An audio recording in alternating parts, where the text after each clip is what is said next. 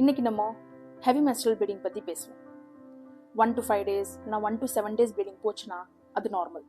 7 daysக்கு மேலே bleeding போச்சுன்னா அது அப்நார்மல். இங்கே நம்பர் ஆஃப் பேட்ஸ் கூட ரொம்ப இம்பார்ட்டண்ட். ஒரு சைக்கிளில் 7 to 10 பேட்ஸ் சேஞ்ச் பண்ணால் அது நார்மல். அப்போ அது எப்போ abnormal? 1 hour once pad change பண்ணால், 2 hour ஒன்ஸ் பேட் சேஞ்ச் பண்ணால், அப்புறமா அந்த பேட் பிளட்டில் ஊறி இருக்கணும். அப்போ அது டெஃபினெட்லி ஹெவி menstrual bleeding. இங்கே நம்பர் ஆஃப் டேஸ் கூட ஜாஸ்தி ஆகும், அப்புறமா நம்பர் ஆஃப் பேட்ஸ் கூட ஜாஸ்தி ஆகும். என்னென்ன காரணங்கள் இருக்குது? ஹார்மோனல் இம்பேலன்ஸ், பிசிஓஸ் ஆயிடுச்சு, பிசிஓடி ஆயிடுச்சு, அப்புறமா யூட்ரைன் ஃபைப்ராய்ட்ஸ், யூட்ரைன் சிஸ்ட் ஆயிடுச்சு, யூட்ரைன் பாலிப் ஆயிடுச்சு. என்னென்ன பண்ணலாம்? தினம் பேரிச்சம்பழம் சாப்பிடணும்.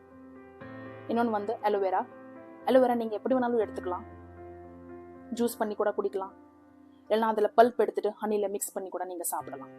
3வது அசோகா சூர்ண். நீங்கள் கஷாயம் பண்ணி கூட குடிக்கலாம், இல்லைனா டீ பண்ணி கூட நீங்கள் குடிக்கலாம். எல்லா ஃப்ரூட்ஸ் அண்ட் வெஜிடபிள்ஸ் நீங்கள் தாராளமாக எடுத்துக்கலாம். சிறுதானியங்கள் கூட நீங்கள் தாராளமாக எடுத்துக்கலாம். என்னென்ன அவாய்ட் பண்ணணும்?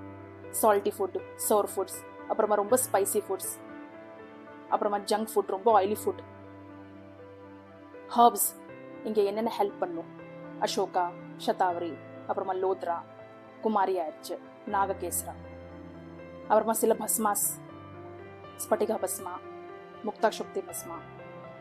ஆயுர்வேடிக்ஸில் மென்ஸ்ட்ருவேட் கேப்சூல் கிடைக்குது. அந்த மெடிசினில் நான் சொன்ன ஹர்ப்ஸ், அப்புறமா பஸ்மாஸ், அப்புறமா அதில் எக்ஸ்ட்ரா 20 ஹர்ப்ஸ் அதில் இருக்குது. அது எல்லா மென்ஸ்ட்ரல் இஷ்யூஸ்க்கு ஹெல்ப் பண்ணும்.